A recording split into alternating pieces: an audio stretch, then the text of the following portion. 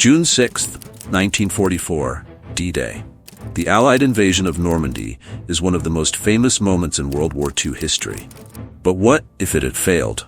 What if the Soviet Union, instead of a balanced Allied effort, had become the dominant force in Europe? How would that have changed the world? D-Day was a high-stakes gamble. Thousands of Allied troops stormed the beaches, fighting through heavy German resistance. Despite overwhelming odds, the invasion succeeded, and it marked the beginning of the end for Nazi Germany. But let's rewind history for a moment. What if things had gone differently? Imagine the worst-case scenario. D-Day fails. The beaches are not secured, German defenses hold strong, and the Allied forces are forced to retreat.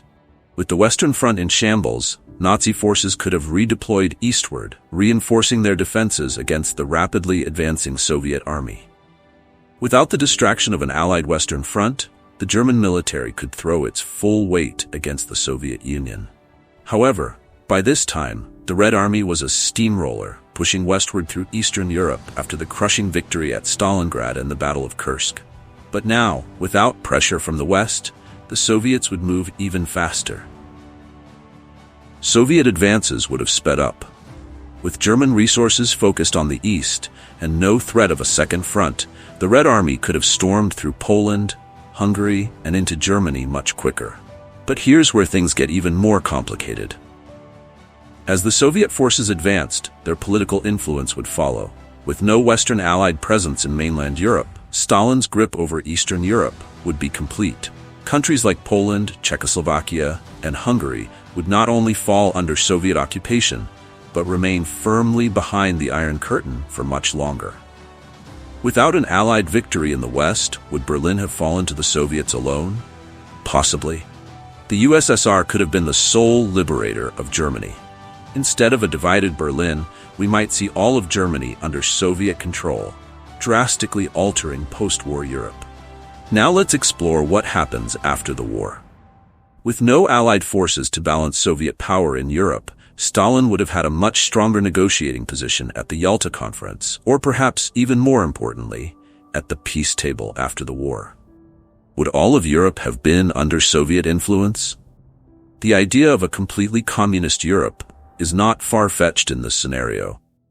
The Cold War could have looked very different. The Iron Curtain might have stretched across all of Europe, leaving the United Kingdom and possibly Spain as the last bastions of Western democracy on the continent. The Cold War might have started immediately, with an even stronger and more expansive Soviet bloc confronting the United States. And let's not forget about the nuclear arms race. With a larger Soviet sphere of influence, the USSR's resources would be even greater. Would the Soviets have developed the bomb faster? Would the arms race have intensified even sooner, leading to an earlier and possibly more dangerous showdown between East and West? Without a successful D-Day, Western Europe's recovery would look entirely different.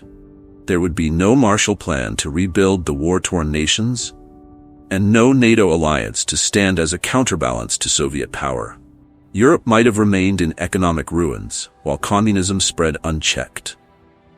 Would democracy ever have recovered in Europe?